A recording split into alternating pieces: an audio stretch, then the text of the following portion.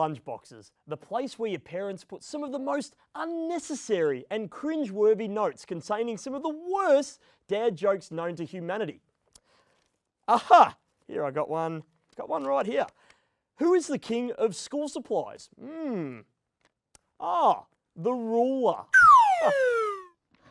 I mean, these parents deserve some pretty serious detentions for some of these dad jokes, I tell you.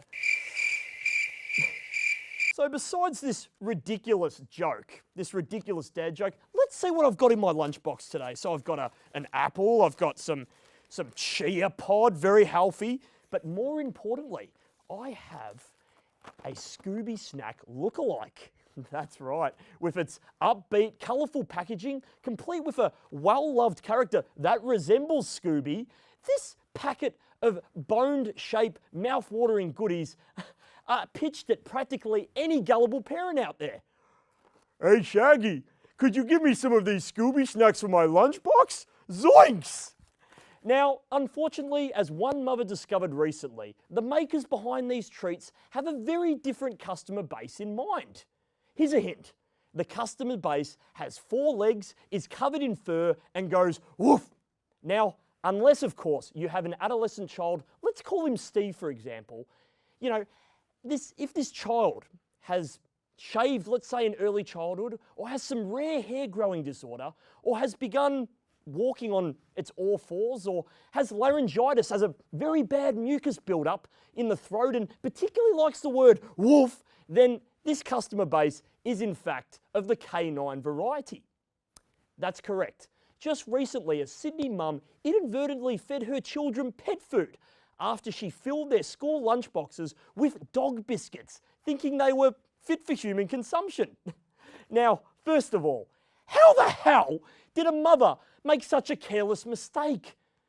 Does she shop for all of her dried snacks in the pet section? Aren't you a silly little bitch? Come on! Hey! Okay. Aren't you a silly little Pomeranian? I mean, I'm just curious as to what aisle this mother gets all of her sanitary items from. What, the hardware section? I mean, come on! I mean, look, with all of this being said, while Scooby snacks are designed for dogs, you can see through this ambitious packaging how this error might have occurred. I bought these from the biscuit aisle next to the tiny teddies at Woolies. Whoa! Hold up! Are you telling me that they were next to the tiny teddies? Oh, are they making tiny teddies for pets now? I mean, what's going to be next? Jack Daniels for German Shepherds? I mean, Steiger. Here, Steiger, have a bowl of your favourite German Jacks. Oh, wow. That is quite strong. Now, looking at these biscuits through the viewing window, you can see that they look like the common dog food brands that you'll find in your pet food section. Oh, look at this. Adult doggy treats. Now, adult doggy treats could have a lot of social connotations connected to them, but none of which would be greatly suitable for kids, and especially kids' lunches, and you know what, probably this show as well. Now, after the first dog day, the mother claimed after she packed the lunches, the kids came home that afternoon and said, "Yuck, these are disgusting, Mum." Now, first and foremost, I would say, how rude. You ungrateful little shits. You can sleep in the doghouse tonight. And look, I've had some shocking lunches, leftover curries from the night before, that when you open the lid, your friends at school clear the premise. Hello, darkness, my old friend. But my parents, even when I was in trouble, did not go as far as feeding me dog food. I mean, you know, they did make me starve at times, but I'd rather starve than, oh, wait a minute. Dog safe carob chocolate. Wow, it has chocolate in it.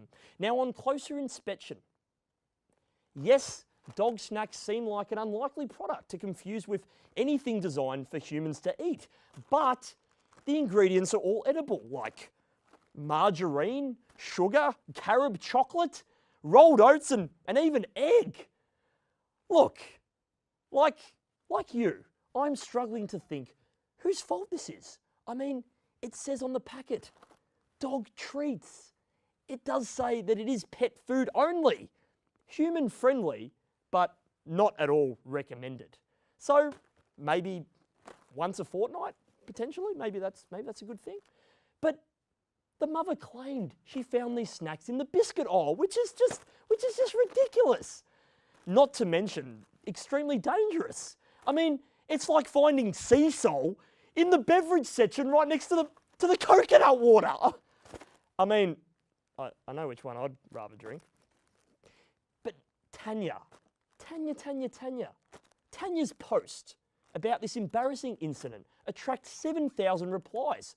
And although a few jokes were made about her children, you know, digging holes in the backyard, scratching behind their ears after eating these snacks, in general, people were actually quite sympathetic towards Tanya. I mean, the mother could really use this publicity in her advantage. I mean, she could now walk her kids to school, enter them into Miss Doggy pageants. I mean, she could even make her kids sleep outside if they're misbehaving. I mean, they can even eat dinner on the floor out of one singular bowl, which you'd rarely have to wash. I mean, look, besides the vet fees, this could be a very financially viable option. And for further information about dehumanising and repetting your children, refer to the subtitles on the screen below. Oh, how about this? I've got another letter. Wow. Okay, what do you do if your dog chews a dictionary? I wonder. It takes the words out of its mouth.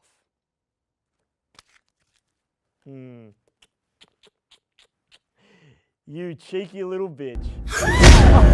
I said Pomeranian! I said Pomeranian!